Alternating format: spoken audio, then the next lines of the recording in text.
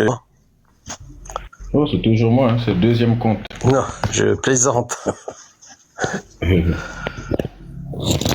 Alors, comme ça, tu es raélien. Oui, je suis israélien, mais en fait, ce qui m'intéresse, si tu veux, dans votre conversation, c'est que vous faites allusion à un Dieu, etc.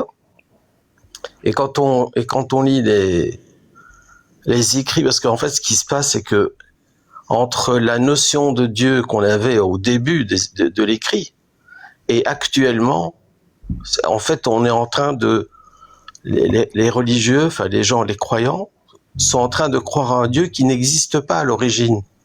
C'est-à-dire, il a tellement été transformé, on lui a tellement donné des attributs qu'il n'avait pas au départ. Il y a eu des... Bon, je passe les détails au niveau... Parce que pendant les siècles, on a réinterprété les choses, on a attribué du sens là où il n'y en avait pas à l'origine. Et finalement, on arrive dans une situation où quand les gens prient un Dieu, ils prient quelque chose qui a été fabriqué dans le temps. Parce que par exemple, quand tu lis... À l'origine, il y avait quoi?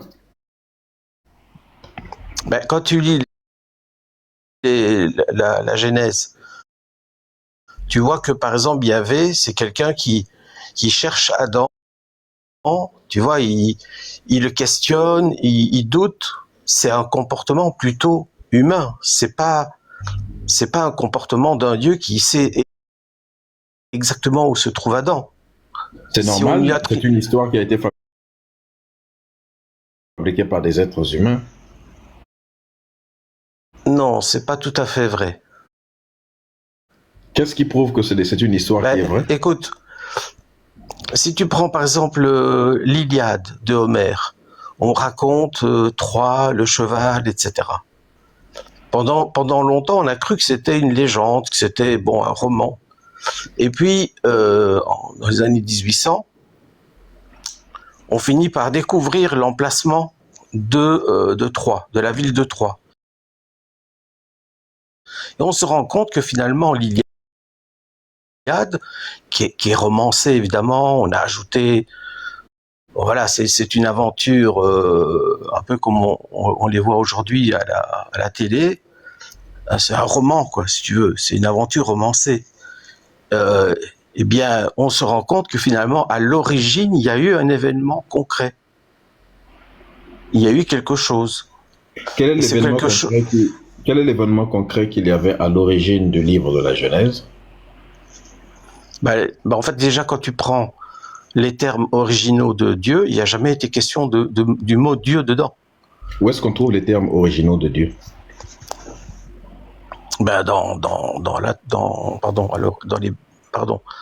Dans les écrits en hébreu originaux. En fait, tu as le nom Elohim. Elohim est un mot pluriel, donc c'est... Et puis Yahvé est souvent associé au mot Elohim. Pardon? Les écrits des Hébreux sont des originaux. Les écrits des Hébreux sont des originaux. Je comprends donc pas tu as les écrits. Donc tu dis qu'il y a des écrits originaux de la Bible tels que Dieu les avait communiqués. Et ça se trouve c'est les Juifs. Non, Dieu n'a rien communiqué. Non, attends, Dieu n'a rien communiqué puisque Dieu n'existe pas. Mais qu'est-ce qui rend ces textes-là original? Il y a certains passages de la Torah et qui sont reliés évidemment à d'autres traditions dans le monde, parce qu'il y a énormément de points communs, où on parle de plusieurs dieux qui vont et qui viennent. Non, c'est-à-dire il y a des... Non, là tu commences à ponctionner dans ce texte des éléments qui vont te plaire pour pouvoir faire des approximations avec ce... Non, il n'y a pas de biais de confirmation. Quelque chose qui va t'intéresser. Ce que j'explique, c'est ce que je demande. Tu as dit des textes originaux. Qu'est-ce que tu entends par original? Parce que dans le sens du texte religieux, un texte original, c'est celui qui reflète exactement la parole de ce Dieu-là tel qu'il a voulu que ce soit. Bon, ok, tu es d'accord avec moi qu'il y a plusieurs versions de la Bible? Ouais. Il y en a qui n'utilisent pas le mot Dieu, plutôt Yahvé, ou même le terme Elohim, ou même Eloah, qui est le seul... Peu importe le mot qu'il utilise, peu importe les mots qu'il utilise, qu'il ait glissé des erreurs ou pas à l'intérieur, l'histoire qu'il raconte est une histoire qui est fausse, qui ne peut pas exister scientifiquement. On sait que c'est un plagiat, ça a été plagié sur l'histoire de Enki et puis de Nigurzac au niveau des peuples sumériens. Donc, qu'il y ait dans un plagiat beaucoup d'éléments d'un mythe, c'est un mythe à l'origine, et on plagie des mythes, c'est normal qu'on y ajoute des textes, des mots. Je comprends ton raisonnement. En fait, il y a aussi une origine égyptienne de l'histoire. Exactement. Et ça, bon, ça on rentre. Parce que les Sumériens étaient des Noirs. Les Sumériens étaient des Noirs. Sumer, ça veut dire tête noire. Et ils venaient de l'Égypte. Les Égyptiens antiques, c'était des Noirs qui ont quitté le Soudan et la région des Grands, qui avaient quitté la région des Grands Lacs, qui ont remonté jusqu'au Soudan, où ils ont commencé la civilisation égypto-nubienne. Donc, c'est les mêmes traditions à peu près. Donc, en 3900 ans, on retrouve cette histoire-là. Donc, si toi, tu te bases sur l'histoire de la Genèse de la Bible, tu pars déjà d'un mauvais pied, puisque cette histoire-là elle-même n'est qu'un simple plagiat des mythes qui eux-mêmes existaient avant. Écoute, si tu vas dans ce sens-là, oui, là, je te suis parfaitement dans le sens où effectivement, c'est une version qui a été écrite, si tu veux, de l'histoire, mais qui a été écrite par les Hébreux, qui ont d'ailleurs repris une partie de l'histoire, dans la Torah, dans l'ancien, ce qu'on appelle l'Ancien Testament, avec la sortie de Moïse, etc., qui ont repris une partie de l'histoire égyptienne et qui l'ont évidemment mis avec dans la langue de leur culture. Mais si tu veux, les histoires qui sont racontées en Mésopotamie, ou qu'elles sont racontées dans la Torah, ou qu'elles sont racontées un peu partout sur Terre, c'est la même histoire. C'est l'histoire de l'humanité, avec des rapports avec des dieux, c'est-à-dire des personnes qui font des choses. D'ailleurs, c'est souvent polythéiste. Des personnes qui font des choses qui sont extraordinaires aux yeux des hommes, qui ressemblent souvent à des hommes, qui parfois ont des rapports avec des hommes. Et tout ça, c'est assez commun dans l'ensemble de l'humanité. Donc, il y a un rapport entre des hommes et des dieux. Je dis bien des dieux. Oui, mais ça, on peut faire ça avec n'importe quel texte. Le problème, c'est le mouvement raélien repose sur des textes religieux. Tu as dit que les textes, à côté dans les commentaires, tu dis le texte de la Bible, ce sont des histoires vraies. Or, démontre-moi à l'origine, je parle de la Genèse. C'est un plagiat. Comment tu peux me dire qu'un texte qui est un gigantesque plagiat, il n'y a rien à l'intérieur qui soit original au peuple juif. Tout ce qui est à l'intérieur, c'est des histoires qui ont été copiées, plagiées, assemblées, n'est-ce pas, pour essayer de... C'est un patchwork, un travail de... Oui, un patchwork, c'est un tissu qui est fait de plusieurs autres tissus petits qu'on a ramassés à gauche et à droite. C'est un recueil de mythes, un livre anti-scientifique, 100% humain et qui a des crimes à l'intérieur. Et vous, c'est dans ce livre-là que vous allez ponctionner des éléments, n'est-ce pas, pour essayer de créer une religion. Non, pas tout à fait. Pas tout à fait. C'est-à-dire que... C'est ce que Claude Bourillon a fait. Non, mais attends, Claude Bourillon, bon, c'est beaucoup plus nuancé. Celui que vous appelez Raël, son vrai nom c'est Claude Bourillon. Oui, si tu veux. Ok, on va l'appeler Raël. Et puis bon, qui traînait dans les mouvements. Ce qu'il faut savoir, c'est que... Attends, je ne sais pas si tu... Bon, écoute, ce qu'il faut savoir, c'est que dans l'ensemble des textes de l'Ancien Testament, il y a très peu de passages qui sont intéressants. Le reste, c'est de la poésie, bref, c'est plein d'histoires. Mais ce qui est le plus intéressant... Tout est de la poésie dedans. Mais c'est une manière de parler. Je veux dire, c'est pas des choses très intéressantes par rapport à l'origine de l'humanité. Si est-ce que tu peux me dire, par exemple, quand tu dis, est-ce qu'il y a quelque chose qui est intéressant là-bas par rapport à l'origine de l'humanité? C'est la création par des divinités, c'est-à-dire par des entités qui vont et qui viennent et qui créent, qui façonnent, qui transforment. Parce que la création ex nihilo n'a jamais été abordée dans la Torah, dans la Genèse. Je parle de la Genèse principalement.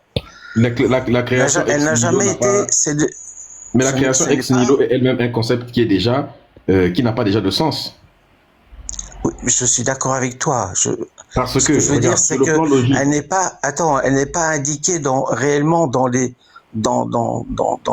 parce que si tu es un dieu, tu es capable de faire, de créer ex nihilo, je sais pas, une planète, à ce moment-là, quand tu es Jésus, t'es pas obligé de transformer le pain. T'es pas obligé de transformer le vin. T'es pas obligé de prendre de la glaise pour la transformer, pour en faire un étui Quand de tu bain. parles de création ex nihilo, ça veut dire qu'on a d'abord On n'a rien, on a un et nihilisme ensuite on avant, a quelque un chose. rien, c'est-à-dire que on a le néant. C'est Rien. ça. Mais On ça a le n'a néant. jamais, Et ça n'a jamais été c'est-à-dire qu'il y a eu, abordé, ça. abordons-le alors. Donc on a un néant et puis on a l'existence. Donc Cette on est notion-là passé du néant à n'existe pas. l'existence. On est passé donc du non-être à l'être, n'est-ce pas? Bon. Mais Dieu, la personne qui crée toute chose à Non, partir de rien. elle façonne, La elle personne qui transforme. façonne toute chose, c'est-à-dire créer, puisque tu sors quelque chose du non-être à l'être. Non, non, c'est une attends, création. créer, oui, je comprends. Si tu prends de la matière et que tu la transformes, oui, on parle de création, mais là, Non, façonner, c'est dans le prendre sens. la matière qui existe déjà et lui donner une forme. Là, tu façonnes quelque chose qui quitte de la forme d'avant et puis qui prend une nouvelle forme. Là, tu es en train de façonner. Par exemple, Exactement. une maison, n'est-ce pas? Un maçon qui façonne tout un édifice, qui a pris de la terre, et de la terre, il a fabriqué des briques pour en faire l'autre là, il a pris des arbres, il l'a façonné. C'est ça en fait, c'est prendre un morceau d'arbre, Exactement. le tailler pour lui donner la forme d'un cheval, tu as façonné Voilà. la chose. Mais créer, c'est à partir de rien. Ben, écoute, quand on dit à un artiste a créé cette peinture, a créé un morceau, on comprend ce que ça veut dire, c'est il ne l'a pas créé à partir de rien. Il a dû écrire, il a dû réfléchir, il y a la matière derrière. Enfin bon, c'est une question d'usage de ce Oui, mais terme. la question c'est comment il y a une contradiction logique. Tu ne peux pas faire passer quelque chose du non-être à l'être si toi tu existes déjà. Donc si toi-même tu existes déjà, ça veut dire que il n'y a pas de non-être. Puisque le non-être, c'est l'état de quelque chose, l'état dans lequel il n'y a rien. Il y a le néant. Ok, À mais je partir du comprends. moment où toi-même tu es déjà là, le non-être cesse d'exister. Donc on est déjà dans l'être. Donc tu ne peux pas faire passer quelque chose du non-être à l'être vu que toi tu es déjà là. Quand tu dis toi, tu fais allusion à un Dieu qui Dieu. serait déjà existant. Oui. Oui, mais là, je te suis parfaitement. Je veux dire, au niveau de la logique de ton discours, voilà, oui, c'est logique. C'est logique que on peut pas créer une existence si l'existence n'existe pas au départ. Enfin, enfin bon, c'est. Non, mais là, oui, d'un point de vue philosophique. Donc on tombe dans une espèce de paradoxe qui fait que la notion de création déjà est une notion qui est suffisamment problématique pour les religieux. C'est-à-dire que dès le départ, quand ils disent un type a fait créer, a fait passer tout ça là du non-être à l'être, puisque dans tout, ils disent que le passage de tout ce qui est du non-être à l'être est fait par Dieu. Oui, mais Dieu, il l'est déjà. Donc, quelque part, il faut nous expliquer le véritable non-être, c'est un non-être dans lequel il n'y aurait même pas Dieu à l'intérieur. À ce moment-là, il faudrait donc poursuivre la causalité beaucoup plus loin et nous dire, dans ce cas, comment Dieu est passé du non-être à l'être lui aussi. Et là, ils disent, écoute, ah non, là, vous allez dire maintenant que, ah non, Dieu, en fait, Elohim, ou je sais pas comment vous l'appelez, il n'est pas passé, personne ne l'a fait passer, lui, du non-être à l'être. Parce que vous me dites que quelque chose d'autre lui l'a fait passer du non-être à l'être, on reprend la même chose aussi, et ça continue. Cette même chose-là est déjà donc dans l'être, donc on n'était pas dans le non-être, en tout cas. Maintenant, s'ils disent qu'il est passé lui-même du non-être à l'existence, à ce moment-là, donc, ils admettent le principe selon lequel des choses peuvent passer du non-être à l'être tout seul.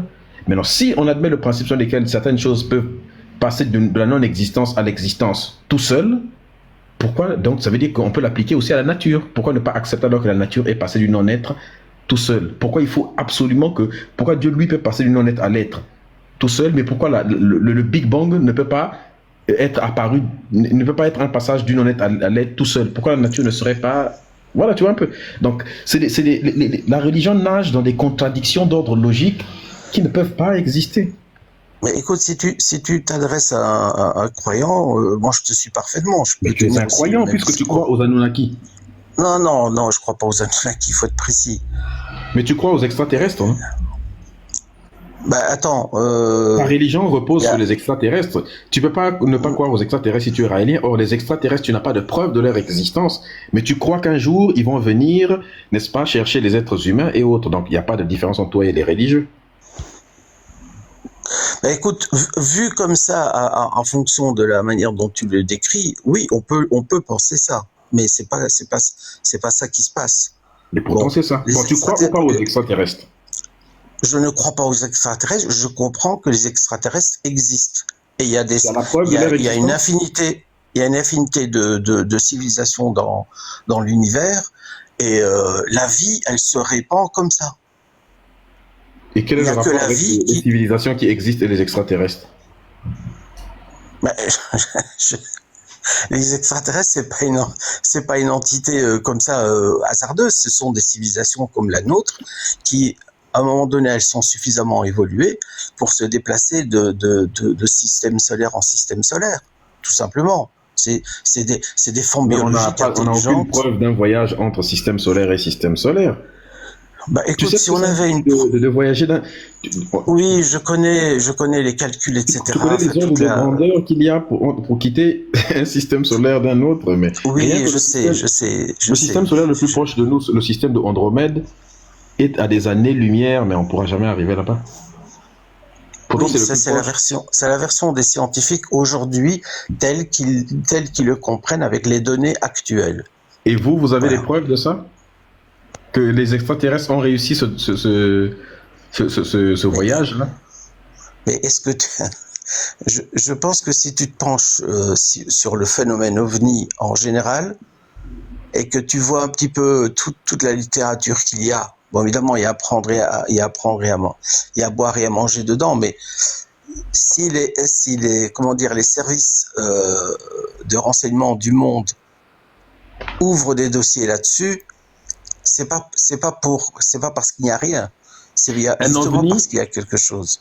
Un ovni, rien que les observations de la Lune qu'on a faites de la Lune depuis qu'on peut l'observer avec des lunettes, des télescopes, si tu vois juste les observations, des lumières qui s'allument puis qui s'éteignent, il y en a qui sont rangées. Enfin, il y a manifestement une activité. Il y a déjà un ovni, d'ailleurs le terme a même changé, on appelle ça maintenant des panis. Un ovni.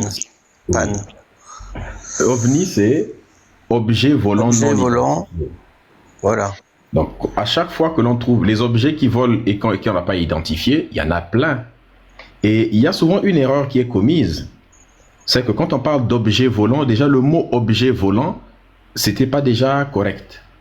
Voilà pourquoi la NASA a changé. Il se dit non, parce que la plupart de ce que les gens appellent objets volants, ils se sont découverts qu'en fait c'était soit des appareils qui sont testés par les armées du monde entier, ce qui est normal. La plupart des avions de guerre, c'est 1 année, 2 ans plus tard, voire même 5 ans plus tard qu'on vous informe que il y a tel avion, mais en fait l'avion est en développement depuis par exemple même 20 ans. Il y a des avions de guerre qui ont pris 20 ans de développement et pendant 20 ans ils faisaient des tests. L'avion atteint des vitesses incroyables et les gens disent on a vu un truc au ciel, ça a disparu. C'est une soucoupe volante. Non, c'est un avion qui est en phase de test. À chaque fois qu'il y a un truc, et ça, pas que les avions, des missiles que l'on teste. Il y a des missiles, ça passe, ainsi de suite, des phénomènes, des trucs que l'on teste. Et les gens, ils prennent ça pour des ovnis. Et en plus, il y a... Attends d'abord. Il y a aussi des phénomènes... Attends d'abord. Il y a aussi des phénomènes naturels. Par exemple, les farfadets, n'est-ce pas? Plusieurs types de phénomènes qui sont bizarres, des éclairs qui font des lumières, et qu'on étudie les farfadets, ça fait plusieurs types de lumière, et en plus ça se produit seulement en haut, tu peux penser que c'est un ovni. Il y a plusieurs phénomènes, il y a par exemple ce qu'on appelle des... J'ai oublié leur nom, des éclairs, mais qui au lieu de descendre, ils partent des nuages vers le haut. Tout ça, donc c'est des phénomènes de ce genre-là, il y en a beaucoup. Quand on les observe, on a les mammatus, des trucs comme ça, on a l'impression que qu'il y a un truc. Mais en fait, voilà pourquoi on a appelé ça maintenant, au lieu d'objets volants non identifiés, c'est des panis maintenant, phénomènes atmosphériques non identifiés. Parce que c'est un phénomène qui peut être dû soit à la cause humaine, des avions et tout ça, mais aussi à des causes naturelles qu'on n'a pas encore identifiées. Parce qu'on n'a pas tout identifié. Et l'erreur, c'est de tout attribuer à des extraterrestres. Mais ce qui m'étonne toujours, c'est que malgré... je ne dis pas ça, moi j'ai pas ce discours-là. Hein. C'est ce que tu dis, parce que malgré le fait qu'aujourd'hui les gens... Non, c'est toi qui l'entends, excuse-moi, mais c'est toi qui l'entends. Regarde, malgré le fait qu'on ait des caméras et des smartphones bien faits aujourd'hui, les gens qui prétendent avoir filmé les extraterrestres, ils s'arrangent toujours pour prendre la caméra la plus pourrie qui existent pour avoir l'image la moins exploitable du monde, même avec le téléphone dernier cri le plus poussé. À croire que les gens font semblant exprès de mal filmer les choses. Et en plus de ça, quand tu nous dis, oui, mais regarde toute la littérature qu'il y a autour des ovnis, mais regarde toute la littérature aussi qu'il y a autour des miracles de Lourdes, ainsi de suite, tous les pasteurs européens, africains, de tous les Américains qui prétendent faire des miracles, tous les chrétiens qui prétendent avoir eu des miracles. Mais la littérature dans ce domaine-là est même supérieure à celle des ovnis. Pourtant, c'est du bullshit, tout ça. Donc... Mais écoute, je suis... Non, mais ce qui est étonnant, parce que tu m'expliques et tout, mais je suis d'accord avec toi. Enfin, ce qu'on observe, bon, là, il y a 95, je sais pas si on peut dire 95 ou 95, il y a 85% des phénomènes, ce qu'on appelle les pannes, qui sont explicables. Ça, on le sait. La question n'est pas là, c'est le reste, parce que tu fais, évidemment, tu cherches une solution à ça, mais par exemple, il y a des tabous dans les pilotes de ligne, il y a des tabous. Ils peuvent pas parler de certaines choses qu'ils voient. Il y a dans l'armée, c'est pareil. Bon, maintenant, on commence à parler de plus en plus. Il y a des pays qui en parlent plus facilement que d'autres. Mais si tu veux, il y a des fois des choses que tu peux très bien expliquer. Il y a des fois des choses qui... Moi, j'ai rencontré, par exemple, le professeur Messen parce qu'il y a eu une grande vague d'ovnis qui a mobilisé pas mal de choses et qui a eu un retentissement mondial. Je parle en Belgique, parce que j'habite en Belgique. Et ça a fait un tollé pas possible. Et donc, il y a un professeur de physique qui était là, il dit, aujourd'hui, avec la connaissance actuelle, on ne peut pas faire ce que ces objets font. Même si on pousse la technologie, on ne peut pas y arriver. C'est pas possible. D'ailleurs, si on avait cette possibilité-là, si on pouvait faire si on pouvait agir comme ces phénomènes ont agi, à ce moment-là, on aurait une supériorité militaire incontestable. Or, c'est pas possible. Bon. Enfin, voilà, il était à une autre conférence, puis on a discuté pendant un quart d'heure, 20 minutes. Il confirme qu'effectivement, on n'a pas... En plus, bon, lui, si tu veux, en tant que physicien connu, en Belgique, il a été interviewé pour expliquer que c'est pas un comportement de technologie humaine. Donc, enfin, je te donne cette piste-là, mais je comprends dans ton discours, c'est que C'était en quelle année ? Tu es... Pardon ? C'était en quelle année que il y a eu deux vagues d'ovnis, c'était en, je crois, 90 et 92 ou 93, enfin, ça se suit. Maintenant, il faut savoir une chose, c'est que la Belgique, à l'époque, parce qu'il y a l'OTAN à Bruxelles, hein, il y a la base, il y a les grands bureaux de l'OTAN, près de l'aéroport de Zaventem. L'OTAN faisait ses tests militaires et puis vous avez pris ça pour des ovnis. Oui, mais ça, c'est... Attends. Médusa, c'est toi qui cherches une explication rationnelle et tu as raison de le faire, mais dans ces cas-là, il n'y en a pas. Il n'y en a pas. Quand les gens disent on ne sait pas, ils ne savent pas. Toi, tu essaies de mettre un sens dessus, enfin, tu cherches une explication et je comprends que tu le fasses. Mais si les gens te disent on ne sait pas, on ne sait pas. Je veux dire, même moi personnellement, je ne cherche pas à dire ce que c'est, parce qu'on ne sait pas. Je ne sais pas si tu comprends ma nuance. Là, les pilotes là, on a montré des vidéos, parce que bon, elles sont là depuis 2-3 ans. Mais le problème, c'est que donc, tu opposes ta religion. Le problème, c'est que vous avez créé toute une religion sur des spéculations, n'est-ce pas? Sur des supputations, tout ce que les gens disent, voilà, mais sur rien de concret, quoi. Vous avez basé votre religion sur de la pure spéculation, voilà. Il y a aucun élément, il n'y a pas de fait. Il n'y aura jamais des exagérations de soi-disant observations. Il n'y a rien de concret. Je te réponds. Créer toute une religion sur ça.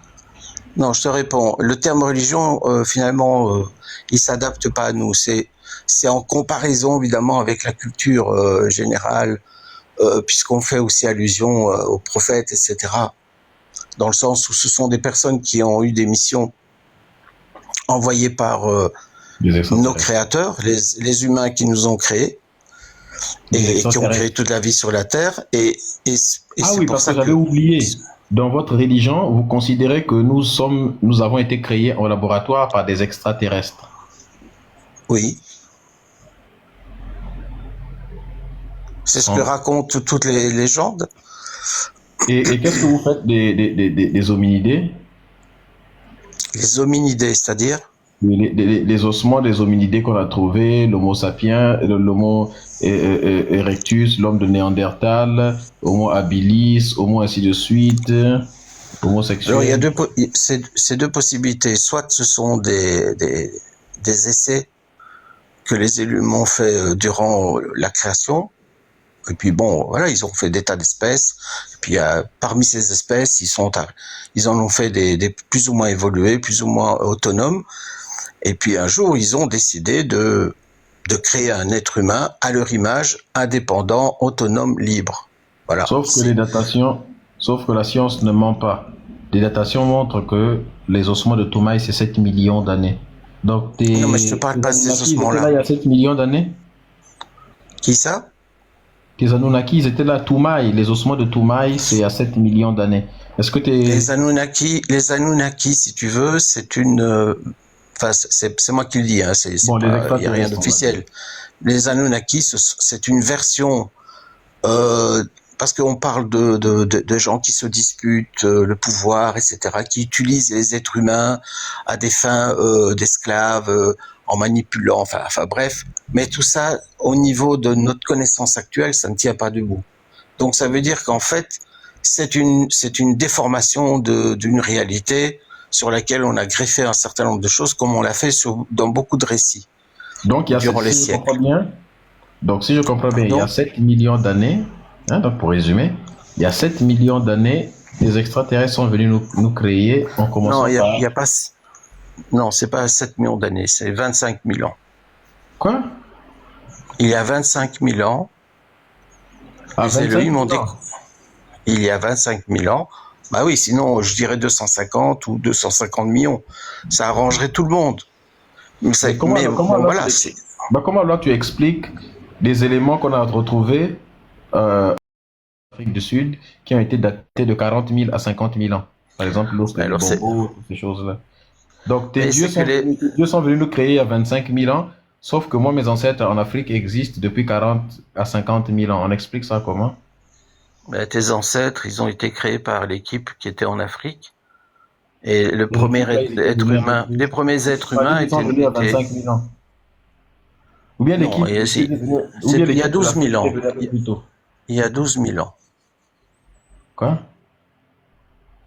Enfin, il faut revoir toute l'histoire parce que, bon, en résumé, il y a 25 000 ans, les Elohim découvrent la Terre. Bon, ils font des expériences de laboratoire, etc. Ils ont besoin avant 25 000 ans, ils connaissent pas encore la Terre.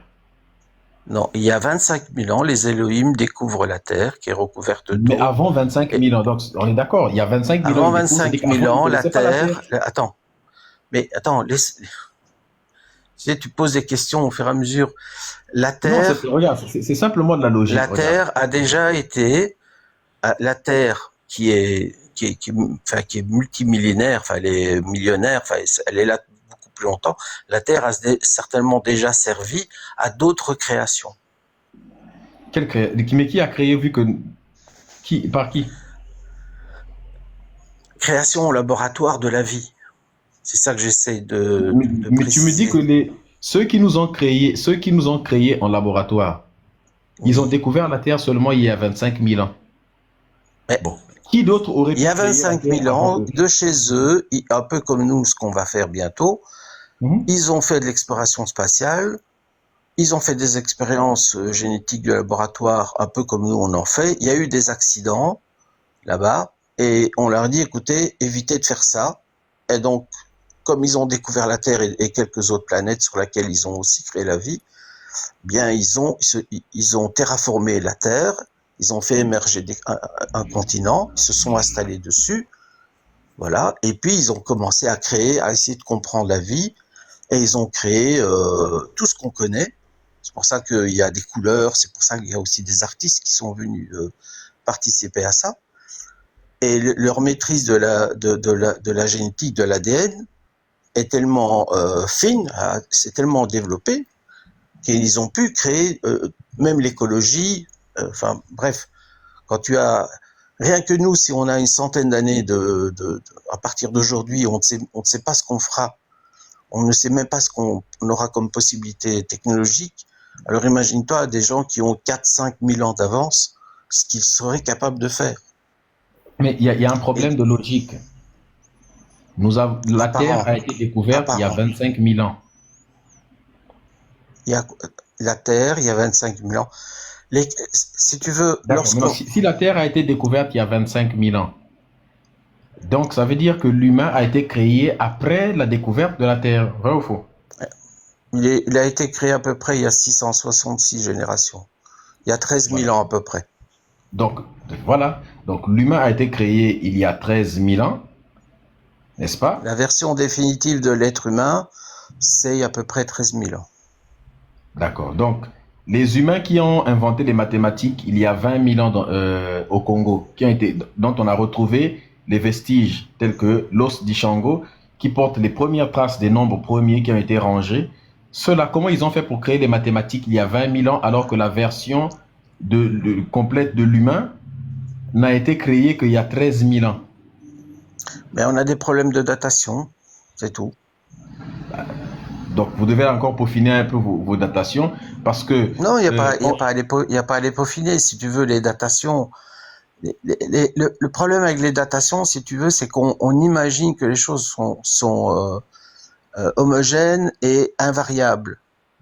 C'est comme par exemple la vitesse de la lumière. Ah tiens, dans l'univers, elle se déplace à... Voilà. Ok. Mais il y a des zones où la vitesse de la lumière fluctue. Il y a des endroits où les ondes radio, enfin, tous les ondes ne passent pas de la même manière. L'univers n'est pas homogène. La même chose pour la matière sur Terre. La même chose pour les datations qui peuvent fluctuer. Et d'ailleurs, en général, quand tu mesures des milliards d'années, c'est que tu mesures l'âge de la matière. Enfin, qui donne ça veut rien dire. Il y a des trucs tels que les datations avec des isotopes radioactifs qui sont extrêmement précis à l'atome près. Donc ça, c'est même pas... oui, mais ce sont des datations qui sont susceptibles d'être variables. Il faut démontrer ça parce que personne ne les remet en question. Mais oui, quand tu dis personne, c'est pas parce que on dit personne, c'est la majorité. Mais c'est justement parce que ces datations sont susceptibles d'être variables que les scientifiques prennent toutes les